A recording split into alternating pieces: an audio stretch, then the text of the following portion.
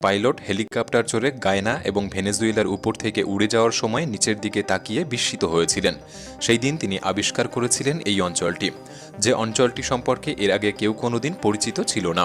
জায়গাটি 25 মিটার উঁচু, ঘন গাছপালা বেষ্টিত বন দ্বারা আবৃত ছিল। এই পৃথিবী তার সৌন্দর্য এবং রহস্যে অসীম।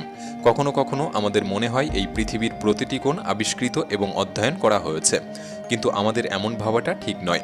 এই পৃথিবীর অনেক স্থান সম্পর্কে এখনও বিজ্ঞানের ধরাছোঁয়ার বাইরে। তাই আজকের ভিডিওতে আমি আপনাকে পৃথিবীর সবচেয়ে দুর্গম, অনাবিষ্কৃত অঞ্চলগুলির সাথে পরিচয় করাতে চলেছি, যেখান থেকে ফেরার কোনো পথ নেই। ভিডিওটি সম্পূর্ণ দেখার অনুরোধ রইল। আর নতুন বন্ধুরা অবশ্যই পাশে থাকা সাবস্ক্রাইব লেখাটি প্রেস করে বেল আইকনের অল অপশন সিলেক্ট করুন। সনডং কেভ। এই গুহাটি দক্ষিণ পূর্ব এশিয়ার সবচেয়ে শ্বাসরুদ্ধকর স্থানগুলির মধ্যে একটি হিসাবে মনে করা হয়। এই অঞ্চলটি ভিয়েতনাম কোয়াংবিন প্রদেশের ফং না কেবাং জাতীয় উদ্যানের মধ্যে অবস্থিত। বহু বছর ধরে এই গুহার অস্তিত্ব সম্পর্কে কেউই জানত না, কারণ এটি একটি প্রত্যন্ত অঞ্চলে অবস্থিত। এখানে পৌঁছানোর জন্য একজন ব্যক্তিকে অবশ্যই ঘন জঙ্গল অতিক্রম করতে হবে এবং বেশ কয়েকটি নদী। সনডং গুহাটি প্রথম 1991 সালে একজন স্থানীয় কৃষক ভারী বৃষ্টির ঝড়ের সময় আশ্রয় এবং প্রথমবার আবিষ্কার করেছিলেন। তবে তিনি জায়গাটি দেখে ভয় পান, তাই আর এগিয়ে যাননি। 2009 সালে ব্রিটিশ ব্যক্তিরা যে কোনো কারণবশত গুহার প্রবেশদ্বারটি পুনরাবিষ্কার করেছিলেন। যখন বিজ্ঞানীরা ভেতরে প্রবেশ করলেন, তারা সনডংয়ের আকার এবং সৌন্দর্য দেখে রীতিমতো অবাক হয়ে যান। তখন থেকে এই গুহা নিয়ে গবেষণা শুরু হয়। এর গভীরতা প্রায় 150 মিটার এবং এর দৈর্ঘ্য প্রায় 9000 মিটার। মোট আয়তন 38.5 কিউবিক মিটার অনুমান করা হয়েছে, যা সনডংকে বিশ্বের বৃহত্তম গুহাতে পরিণত করে। বিজ্ঞানীরা এখনও সনডংয়ের 6000 মিটার টেরিটরি অঞ্চলকে অন্বেষণ করতে পেরেছেন। পাথরের ফাটলের মধ্যে দিয়ে জল এবং আলোর উপস্থিতি এই অঞ্চলে অনেক উদ্ভিদ এবং প্রাণীর জন্ম দিয়েছে। গবেষকরা গুহার ভেতরে ভাল্লুক, তোতা, বাদুড়, শত শত প্রজাপতি এবং 70 প্রজাতির উভচর এবং সরীসৃপ প্রাণীর খোঁজ পেয়েছেন।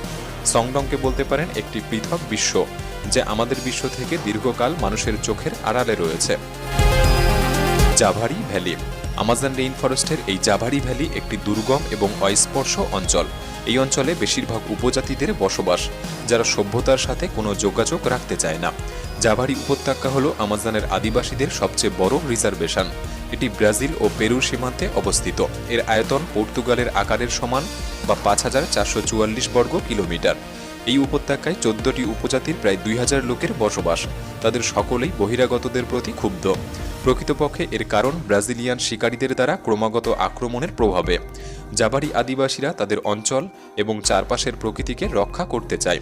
এই আদিবাসীদের কাছে আদিম বনগুলি অত্যন্ত গুরুত্বপূর্ণ, কিন্তু চোরা শিকারীরা তা ভুলে যায়। জাভারি জনগণ সভ্যতা এবং অগ্রগতি থেকে অনেক পিছিয়ে।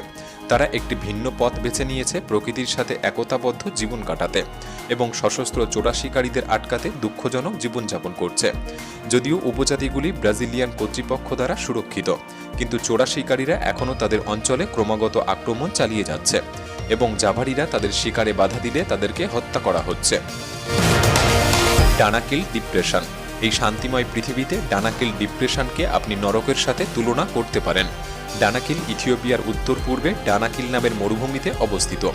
এই ভূখণ্ডগুলির প্রাকৃতিক দৃশ্য তাদের স্বতন্ত্রতা, বিভিন্ন শেডের লবণের স্তূপ, সালফিউরিক গিজার এবং আগ্নেয়গিরির গর্তে বুদবুদ লাভারক দ্বারা মুগ্ধ করে। পৃথিবীর অন্য কোথাও এরকম কিছু দেখতে পাওয়া যায় না। এই অঞ্চলে বাতাসের তাপমাত্রা শীতকালেও চরম, প্রায় 35 ডিগ্রি সেলসিয়াস এবং গ্রীষ্মকালে 63 ডিগ্রি সেলসিয়াস। ডানাকিলকে পৃথিবীর উষ্ণতম এবং সর্বনিম্ন স্থান বলতে পারেন। এটি সমুদ্রপৃষ্ঠ থেকে প্রায় 125 মিটার নিচে অবস্থিত, তাই নিঃসন্দেহে অঞ্চলটি বিজ্ঞানীদেরকে আকর্ষণ করে। এই ধরনের পরিস্থিতিতে গবেষণা চালানো খুব কঠিন, তবে কিছু স্থান ইতিমধ্যেই আবিষ্কৃত হয়েছে। সম্ভবত তাদের মধ্যে সবচেয়ে উল্লেখযোগ্য ছিল 3 মিলিয়ন বছরেরও বেশি পুরনো অস্ট্রালোপিথেকাস অ্যাফারেন্সিসের অবশেষ আবিষ্কার। এই আবিষ্কারটি ডানাকিলকে হোমিনিডদের বাসস্থান হিসেবে চিহ্নিত করে।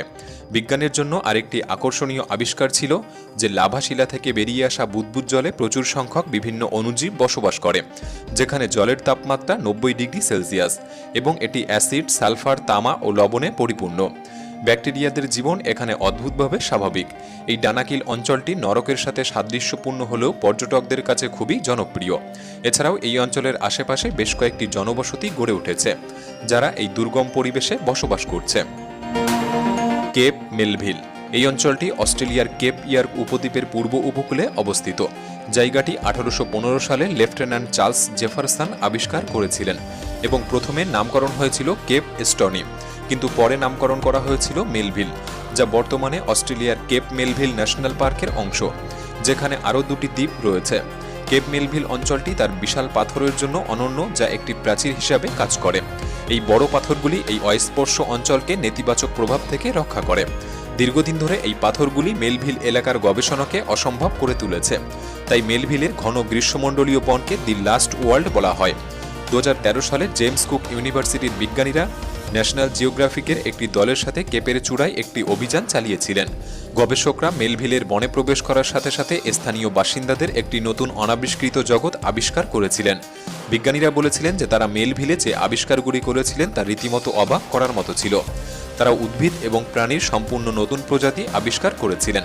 প্রথম আবিষ্কারটি ছিল একটি অস্বাভাবিক গেকো, যার দৈর্ঘ্য 20 সেন্টিমিটার, একটি দীর্ঘ পাতলা শরীর এবং বড় চোখ।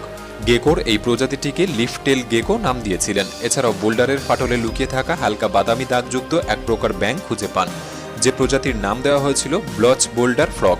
আরেকটি আবিষ্কার হয়েছিল কেপ মেলভিন শেড স্কিন নামে একটি নতুন প্রজাতির বাদামি টিকটিকি। প্রাণী ছাড়াও বিজ্ঞানীরা উদ্ভিদের সম্পূর্ণ নতুন প্রজাতিও আবিষ্কার করেছিলেন, যে উদ্ভিদ এবং প্রাণীরা এই অঞ্চলের স্থানীয়, যাদের অন্য কোথাও